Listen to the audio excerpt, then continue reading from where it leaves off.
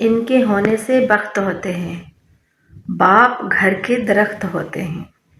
باپ تو ایک پہاڑ کی طرح ہوتا ہے جو سردی، گرمی، چھاؤں، دھوپ، طوفان، آندھی، تیز ہوائیں برداشت کرتا ہے، مگر اس پہاڑ کے نیچے جن کو سایہ دیا ہوتا ہے، سکون دیا ہوتا ہے، عافیت دی ہوتی ہے، حفاظت دی ہوتی ہے، کیسے ان کو بتائیں کہ مجھے دھوپ لگتی ہے؟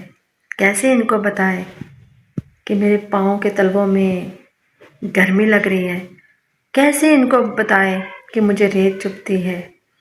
کیسے ان کو بتائیں کہ جن قدموں سے چل کر روزانہ کام پر جاتا ہوں، وہ کانچ کے ٹکڑوں کے اوپر قدم رکھ کر جاتا ہوں۔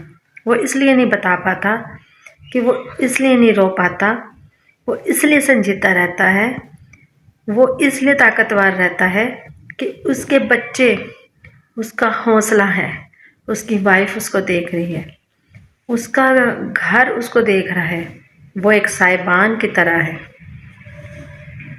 یہ ہے باپ، یہ ہوتا ہے باپ، ہے نا؟